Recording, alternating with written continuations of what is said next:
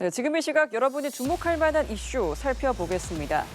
새 정부의 인수위 역할을 하는 국정기획위원회가 오늘 검찰을 상대로 업무 보고를 받다가 중단시켰습니다. 사흘간 이어진 정부 부처 업무 보고 중 중단 사태가 벌어지긴 처음인데요. 새 정부 최우선 개혁 대상으로 꼽히는 검찰을 상대로 기강 잡기에 들어간 모습입니다.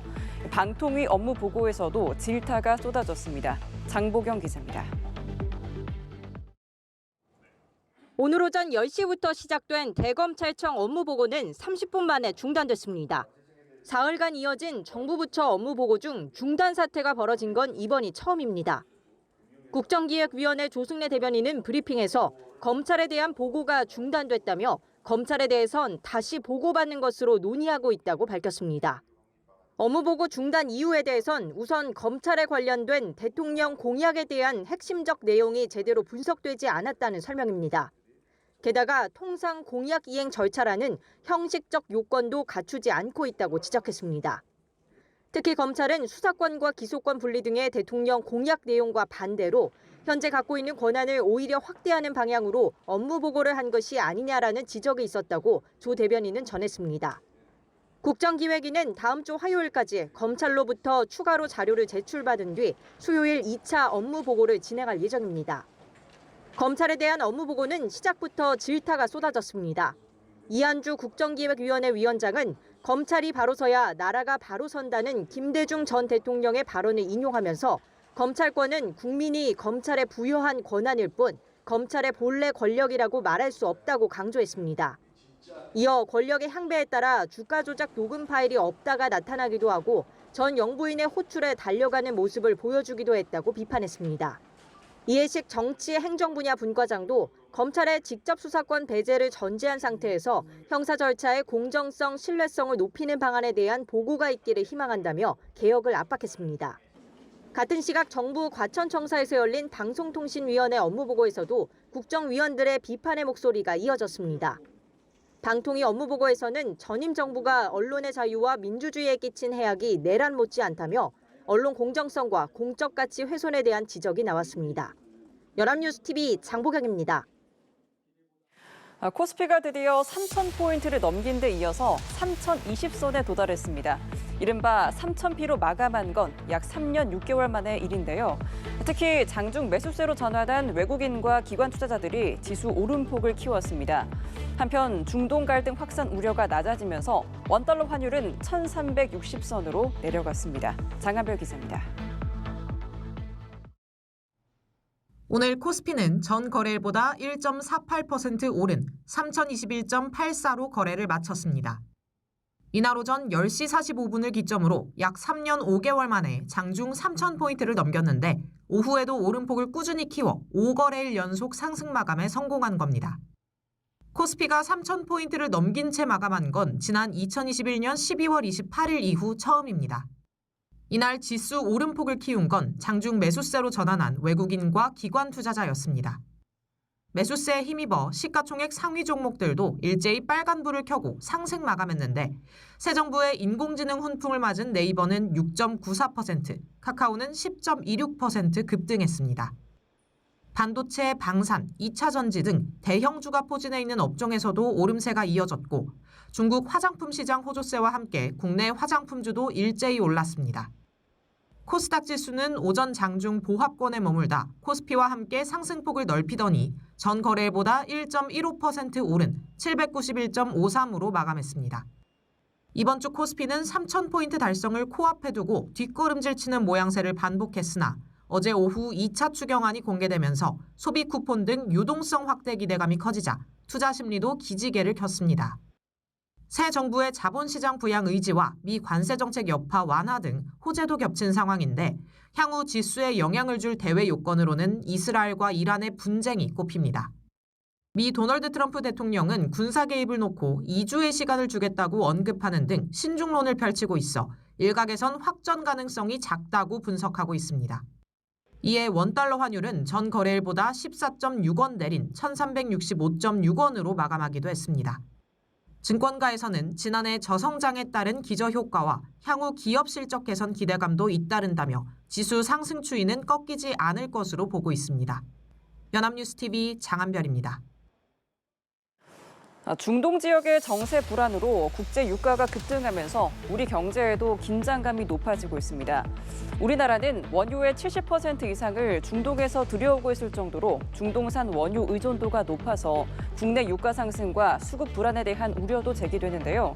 정부는 석유 시장 점검단을 가동하고 수급 현황과 시장 영향 최소화를 위한 대응에 나섰습니다. 김주영 기자입니다. 이스라엘의 이란 공습 이후 중동 지역의 군사적 긴장이 고조되면서 국제 유가가 다시 들썩이고 있습니다.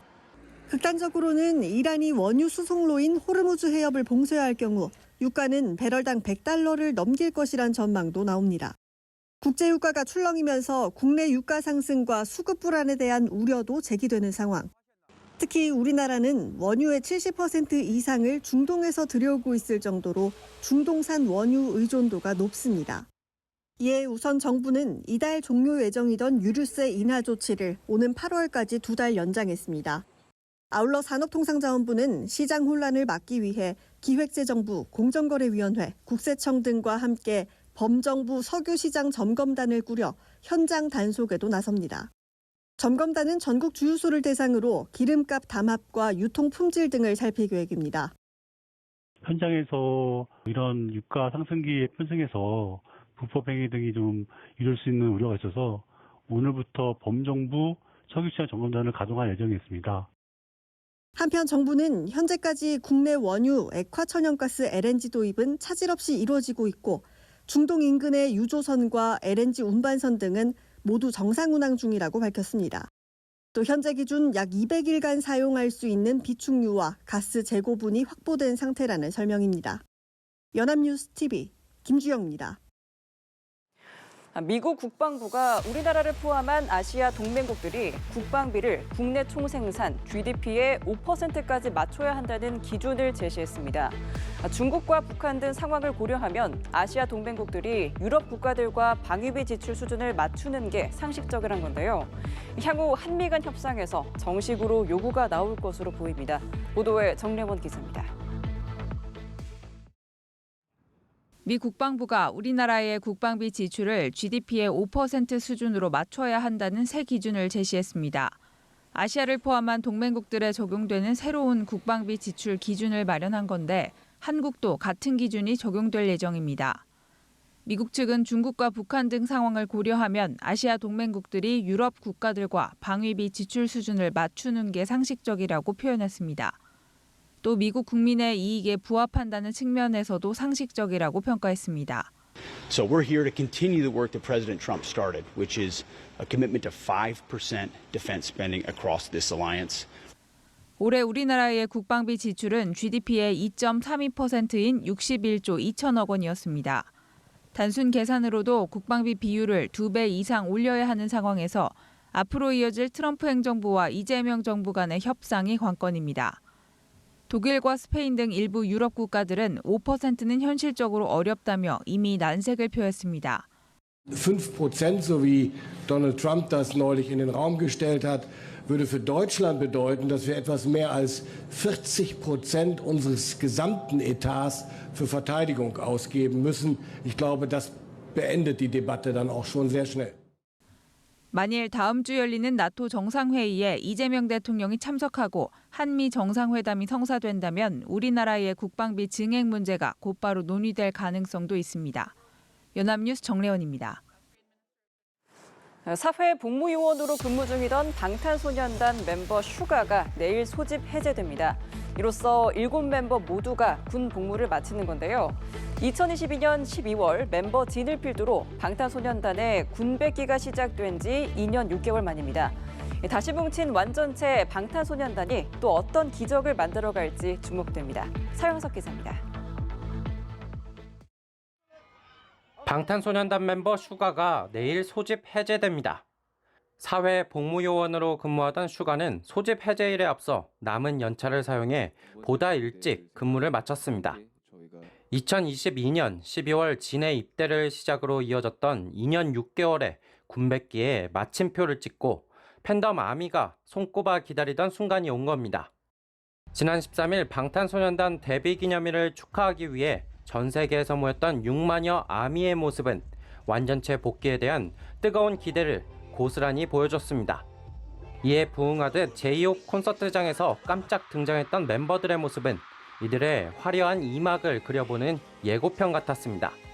시장에선 이른바 BTS 효과를 주목합니다.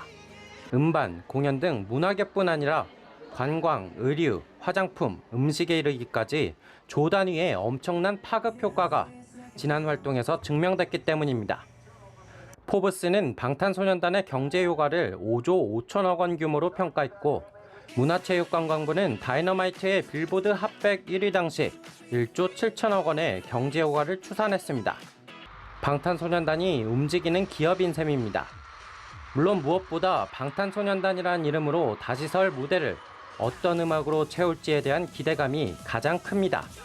솔로 활동을 하면서 한 명 한 명이 다 국제적인 팝스타급이라는 게 증명이 됐는데 그러한 활동을 통해서 솔로 팬덤도 더 확대됐을 수 있거든요. 다시 이제 팀 활동을 하게 되면 그러한 솔로 팬덤이 다 합쳐지면서 더욱더 시너지 효과가. 리더 RM은 저희 진짜 한 번 더 잘해보겠다라며 기회를 주셔서 고맙다라고 전했습니다. 연합뉴스 TV 서영석입니다.